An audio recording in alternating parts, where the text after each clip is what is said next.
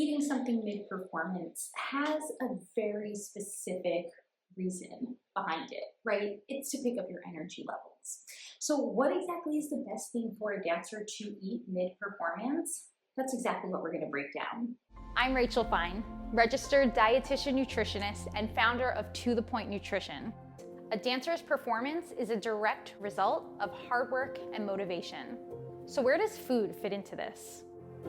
There's a lot of myths and a ton of antiquated ideals, and I'm here to dispel those. Hi, I'm Rachel Fine. I'm a registered dietitian nutritionist specializing in all things food and nutrition for dancers. I help dancers just like you learn how to optimize their performance utilizing their meals, their snacks, but there's a caveat, we do it without obsession. Yep, that's right. We learn how to utilize nutrition information in a way that actually supports us and doesn't stress us out. Today's video is dedicated straight to my followers. It's for a question that I'm asked pretty often, so I felt it was a good opportunity to educate you on something that could potentially be super helpful and maybe even make or break how you end up finishing up your next performance. And that's the topic of eating mid-activity. So when I say performance, this could be your classic performance on stage, but it could also be you taking classes, rehearsals, whatever it is, whatever activity you're partaking in. I'm referring to whether or not you have something to eat mid-activity. And most often the reason why dancers might need a mid-activity pick-me-up is for an energy boost, an energy refuel. Now, ideally, and in so much of the work that I do with dancers, both here on my channel, on my blog, dancenutrition.com, and of course in my coaching program, The Healthy Dancer, is helping dancers build performance meal and snack plans that really support them throughout the day, throughout the week, and essentially throughout life. A lot of this involves periodization. So essentially utilizing nutrition to support us in a pre-performance framework, but also in a post-performance recovery framework. And when I'm talking about that pre-performance framework, I'm referring to those regularly but also flexibly planned meals and snacks that are essentially leading you up to the time of dancing. And depending on whether your class is in the morning or the afternoon or the evening, the way that your pre-performance nutrition plan looks is really going to be different from dancer to dancer, but also different from day to day. So there's so many factors that can impact your pre-performance nutrition plan, such as individual digestibility and tolerance. Some dancers need to have a good amount of time to digest before they start moving, while some dancers can tolerate a snack within the, let's just say as an example, 30 minutes before dancing and not feel sick from it or experience any stomach discomfort from it. And we're going to talk about some factors also that can help to alleviate any potential discomfort that you might experience if having that snack either right before dancing, so within that 30 to 60 minute time range, but also what this chat is really dedicated to, which is having that snack or energy pick-me-up in the middle of your dancing. So perhaps you have like a 5-minute break in the middle of a rehearsal, you might have a shoe change in between classes, or you might just like have an intermission where you need to pick up your energy levels. So that's really what we're going to be focusing on today. So on that note, I'd like to dive briefly into the science of a mid-dance snack and why for some it can really benefit your performance. So what happens when we're dancing for an extended period? So I'm thinking anything over about like an hour and a half, over 90 minutes. Our body's glycogen levels when we eat, and let's just say we're eating a balanced meal or a snack, and that of course has a source or sources of carbohydrate in them. Those carbohydrates get broken down through the process of digestion, metabolized, and then utilized by the body. Now, in that utilization process, your body, for the most part, is going to store carbohydrates as glycogen on your muscles. So actually, glycogen can be stored both in your liver and on your muscles, but for the purpose of this chat, I'm referring to muscle glycogen. Muscle glycogen is readily available for your body to utilize throughout your dancing. But muscle glycogen also depletes rather quickly. It could deplete within a 90-minute intense dance class. Muscle glycogen also depletes overnight. That's what makes your morning meal so important for the replenishment of glycogen. Now, for many dancers, they're dancing longer than 90 minutes, right? They can start with a 90-minute class and then head into hours of rehearsals and performances. So not only are we considering balanced meals throughout the day, but we're also considering these energy pick-me-ups that might very well be important, especially for a dancer who doesn't necessarily have the time or digestibility to get in a full meal in between a performance or obviously, within a class. And that's where these energy pick-me-ups are super helpful. Now, how is the body actually utilizing this energy? So as I mentioned, when you consume carbohydrate-rich foods as part of a meal or snack, your body will then take that, break it down in the process of digestion, and then utilize the sugars. Side note, sugars are the derivatives of carbohydrates that your body accesses from that digestive process. Your body gets an influx of sugar and influx of carbohydrates. What does it do with it? A couple things, but for the purpose of this chat, we're focusing on two main ways that the body is going to utilize this sugar or this energy. As I mentioned earlier, the body can utilize it in the form of muscle glycogen, that more storage form.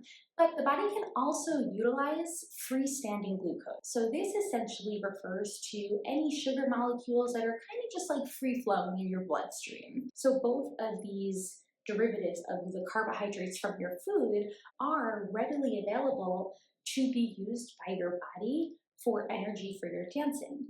But how do we get there? What's the best way to supply our bodies with this readily available energy?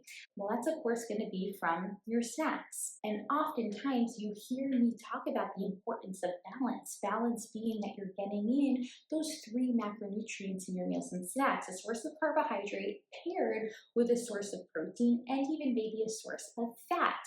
But here's where things get slightly different. When it comes to these mid-dancing, mid-rehearsal, mid-performance, whatever it might be, when it comes to these types of snacks, this is where balance becomes less important. Carbohydrates, as I keep mentioning, are going to be the priority for these types of snacks. Now, if we're adding sources of protein and sources of fat, so as an example, you've got your apple that's rich in carbohydrates, and now you're adding sources of protein, maybe it's yogurt or maybe it's nut butter. Those other macronutrients, what's added to the mix, will slow digestion. Now, usually throughout your day, this is actually super beneficial because it helps to promote a steadier rise of your energy and even maintain that energy for longer. But if you can remember, the intent now with our snack is to give us a pick-me-up, right? This might mean that you need to get through 32 sweat days before the end of a performance, or of course just get through the last act of your performance, rehearsal, whatever it may be. So we're not necessarily prioritizing a slower way of digestion. In fact, we really need to think, and these are these other 2 priorities that I want you to remember, we need to think about foods that are going to be easily digestible because we want your body tapping into those carbohydrates, tapping into that energy replenishment pretty darn quickly. So in these instances, a carbohydrate-rich snack, and maybe even just this single component carbohydrate-rich snack, is really what's going to benefit you best during these times. And I just said another really important priority that I want you to remember: easily digestible. Usually when I'm encouraging the benefits of those fibrous complex carbohydrates, those that are rich in whole grains and legumes, beans, nuts, seeds, veggies, all that good stuff.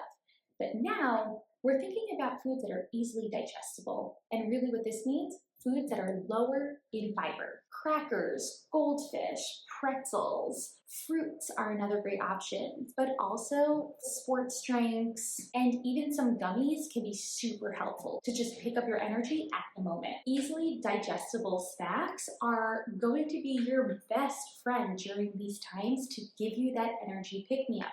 And within this conversation, it's a good place to also mention that for many dancers, dismantling some food fears around packaged and processed foods is going to be really helpful. I often say that packaged and processed foods can serve a ton of benefits for dancers, especially given the fact that they're easily accessible and, again, easily digestible, especially during these times when energy pick-me-up is your priority. Another important word that I want you to remember when it comes to mid-performance energy pick-me-ups is convenience. And that's again where packaging processed foods can actually be super helpful for dancers.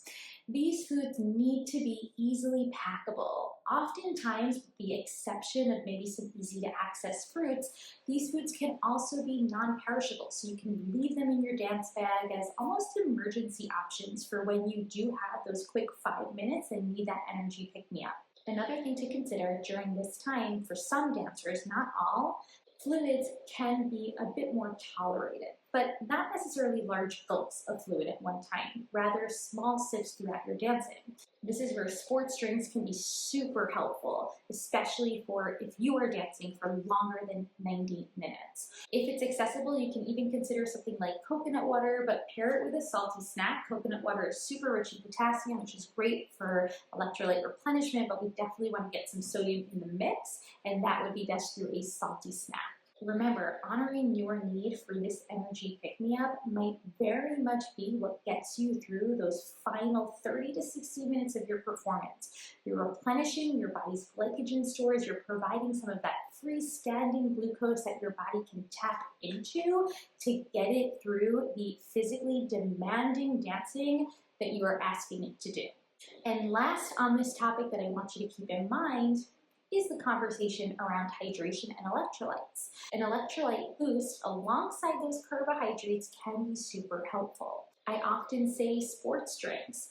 Also, adding to your usual water intake, some fruit, and some salty snacks like pretzels and goldfish can help to provide some of that added sodium and potassium that can replenish what's lost through excess sweat. And an added bonus to those pretzels would be the additional carbohydrates and glucose replenishment that you're getting from that snack as well.